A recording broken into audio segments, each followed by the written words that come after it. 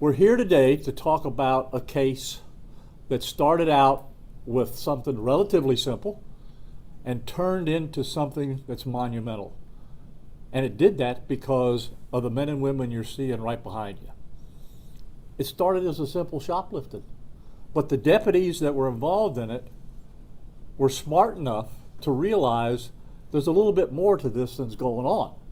And then that's when they got the rest of the people that work at that district involved, and we kicked this whole thing off. Now, because of the extensiveness of this case, and look, here's the PC. It's usually a couple pages.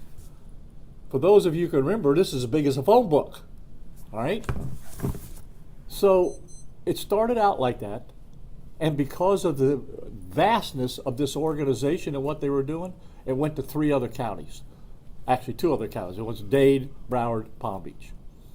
So we hooked up with different agencies in the other counties, and then because it's multi-jurisdictional, we got the Attorney General for Florida involved, Ashley Moody. She's been fantastic. Her office did a great job working with us. We're really fortunate to have an Attorney General like her because she's strong and a good prosecutor. So people, the general public sometimes thinks, well, it's just shoplifting, it really doesn't affect me that much. Yeah, it does. Because when you get this volume of people stealing from the stores, then the retailers have to raise the price on things that you buy to make up for this loss. So this is a wonderful case. It's put some really serious bad people behind bars, and I think the retailers appreciate it because you're going to see them today and you'll be able to talk to them. They're standing behind us. But this just shows you the level of seriousness that we take everything that we do. And I can't begin to tell you enough how much those deputies at the district level were smart enough to figure this out and get it going. All right, so I'm going to turn it over to this detective right here who's going to walk you through it. All right.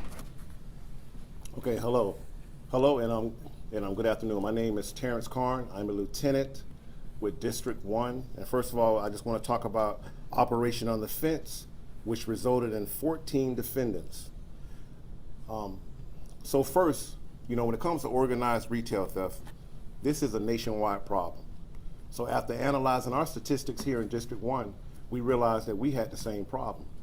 So what we did as our command staff, we tasked our D Bureau and we tasked our Road Patrol to address this retail theft problem in our district. And then from there, we also collaborated with multiple businesses and other local, state, and federal law enforcement agencies. Now what I'm going to do is pass it on to Sergeant Saganin, who's the lead sergeant in our bureau, and he's going to explain the whole partnership process with the local law enforcement and the businesses. Good afternoon. I can't say enough about the partnership we were able to establish and maintain with our local retailers as well as the loss prevention officers that assisted in this investigation. After hours, we had loss prevention officers answering their phones, jumping on their laptops, getting us the video we needed to move forward with the investigation at a pretty rapid pace. A lot of it had to do with the new Axon software that we have here at the Sheriff's Office, where our retailers are allowed to send us links and us be able to get evidence in record pace, sometimes 20 minutes. So the relationships that we have with our loss prevention people, our associates in the store, and everybody involved on the retail side was something truly remarkable in this case. I'm going to pass off the case details to Detective Apple. Good afternoon. My name is Detective Apple with the Palm Beach County Sheriff's Office, District 1 Detective Bureau. One of the lead detectives on this case. And I'll start out with telling you a little bit about how it started. This investigation began with a simple shoplifting at a local retailer, and several men came into a store and stole some over-the-counter medication. That medication ultimately went out. I think the case was approximately $1,800 in loss.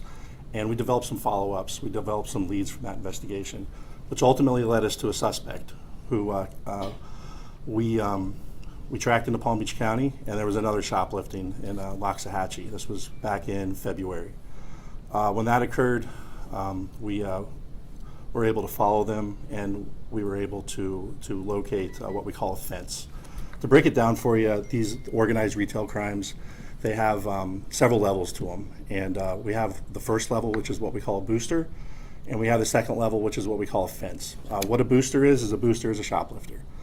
They commit retail thefts. They're not your average little shoplifter that comes in, steals a stick of gum or anything like that. They come in and they take large quantities of merchandise, and they have a purpose. Their purpose is to resell it. These boosters resell that merchandise to a fence. What a fence is their job is to basically make money. They're a business. They buy that stolen merchandise and they resell it for profit. In this case, we identified two fences. We had the first level fence, which is where the boosters were ultimately selling the stolen product. That first level fence sold it to a second level fence. That second level fence sold it online on e-commerce. This network, this criminal organization, which we've identified, was made up of 14 people that we've included charges for. There was many more people involved in this, and there was a lot more components, but these are the individuals who we've included in our racketeering case. To go on with a little more specifics with the case, the products that were included in this, the things that were stolen, were common over-the-counter medications. So we're talking about things like Claritin, we're talking about facial creams, nasal creams, little things like that, to where these individuals could come into a store, take a large quantity, put them in a garbage bag, and walk out with a lot of products. They'd be in and out in 2 minutes. I would say most of the cases that we had, they were in and out of the store in just a couple minutes. And they would hit multiple stores. I can recall one day they stole from 6 stores in one day. We identified altogether hundreds of retail cases throughout the state of Florida, and included in this investigation is over 150 cases. This is in South Florida and Central Florida. These cases are the dollar totals of the loss are hundreds of thousands of dollars. We had cases as far as Orange County, the Tampa area, all the way down into Miami that were included in this. And these are multiple booster groups. These pictures that you see, this isn't just one group. These are several groups, in a sense, operating independently, but then all selling ultimately to the same person.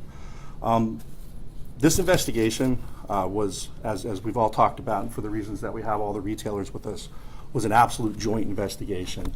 And the partnerships that we had, not only with law enforcement, and I'd like to name all the agencies that were involved in this investigation.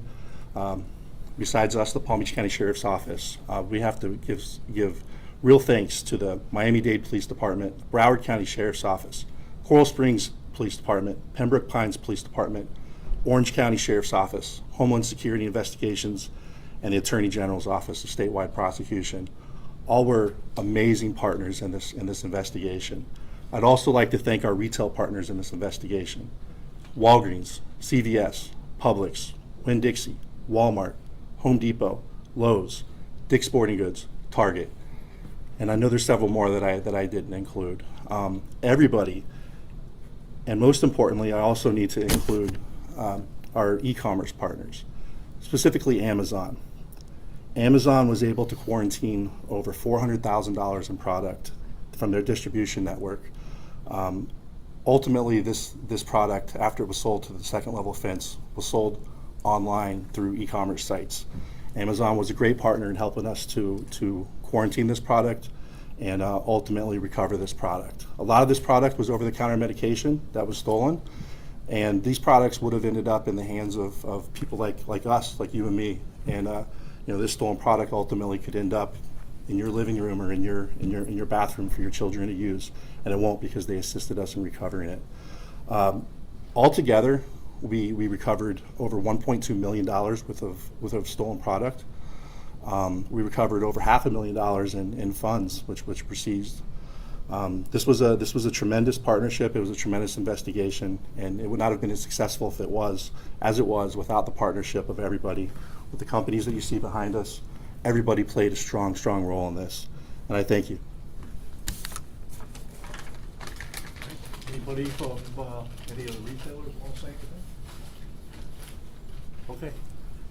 So you got the overview of the case, and I think it's important that the news media is here today to get the message out. We're not like other states where you've seen all this smashing and grabbing and all of this retail theft, and nobody's paying attention to it.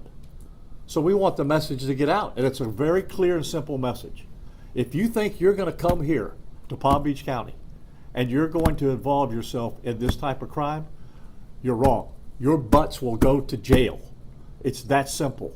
We've proven we can do it. We're going to do it again, so don't get involved in it. All right?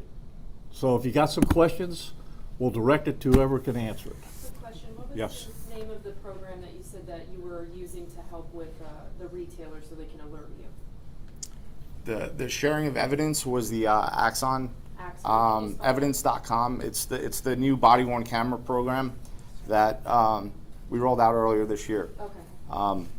And that technology allowed us to get the evidence at record paces. See, one of the things that you got to realize is when we rolled out our body cams, we rolled out the latest, greatest part of technology that body cams have to offer. It's not like the other body cams that you saw.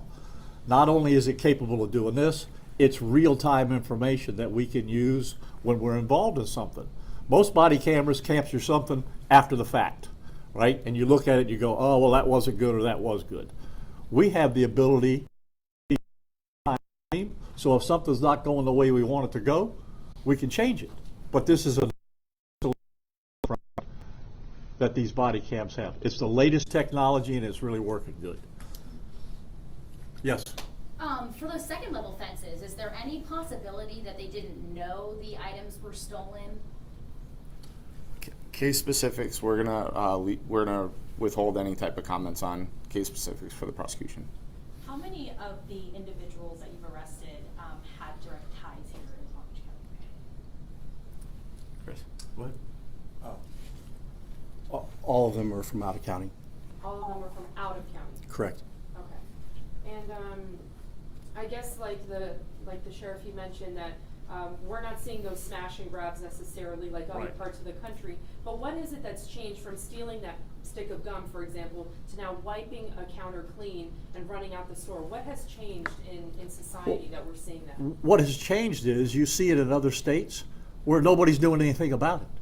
They go into these stores, they grab all this stuff and run out. The people that are the security people are not allowed to confront them, right? The police have a delayed response, and then the state attorney's office in these states don't do any prosecution if it's under $1,000. Well, that's crazy. It's absolutely crazy. And the question about did some of the second level people know what they were doing? I mean, come on, folks, think about it for a minute. If somebody shows up with 30 items that are the same, don't you think they ought to say, well, what are you doing with these 30 items? Right? It's not out of their medicine cabinet at home or out of their pantry. Sure they know, without a doubt. And that's something that you touched on. You know, other retailers may say, if you see someone stealing, don't get involved. You know, you don't want to be the hero in the situation and potentially get hurt. Yeah. But it seems like the retailers that you've partnered with were kind of silently letting you know what was going on. Is that the best way for other places to do it, like Palm Beach County? Yeah, you can't turn your back on it. Now, we're not saying that the security people at the stores need to get in physical confrontations, but they can collect data for us, either a tag number or description of the people, and get it to the detectives so we can do something about it, right? You just can't go, oh, it's a loss, we'll write it off. That's the difference.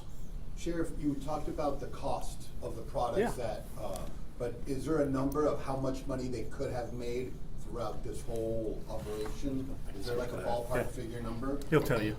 Yeah, within the last 2 years, the top level fences made $9 million, over $9 million off of retail sales. And the cost of this, like I said before, gets passed on to the consumer. I mean, that's the way business is. If you take a big loss, you're going to make the loss up by charging more for the product. So at the end of the day, the good people that are out here that need the products are going to pay more for it because the bad people are doing what they're doing. You know, I understand that Florida recently passed some legislation to increase the penalties for people that commit these kinds of crimes. Does that help in putting a stop to this sort of thing? Well, yes, it does. But what helps putting a stop to this is that you're paying attention to it and go after them. If people think that they can do things and there's no consequences, that's what they do. They'll keep on doing it until they realize there is consequences. And the message is, from here, there will be consequences. You can count on it. Now, it may not take us a day, it may take us a month, it may take us a year, but you will pay the price before it's over with. Are you planning on partnering with more retailers? You've got quite a few back here, but are there any more in the works for our area? I mean, from local businesses to your major retailers, we have good networks with everybody. We have somebody we can pick up the phone, call 24/7, and we're getting assistance. That kind of goes along with my next question. Obviously, we're talking about a lot of big retailers here. Are you also seeing this at more of a local level, you know, some of the smaller businesses in our area? I mean, retail theft is from wherever, from every business they're hitting. We see them tend to hit the bigger retailers because they believe that they could take that type of loss. And the local retailers are more ready to move forward and prosecute and resist and everything else that goes with it, because that's their livelihood. Where we see them targeting the bigger retailers more often, especially on the big, where they're wiping off store shelves of products. Can we see who's represented here without having to say your name? Just raise your hand. Who you with? Publix. Lowe's. Walgreens. Wawa. Wawa. Winn-Dixie. Walmart. Walmart. Walmart. Walmart. Florida Hispanic American Chamber of Commerce. So you can see who your retailers are, who our partners are. Okay, folks, thanks for being here. Thanks for getting the message out.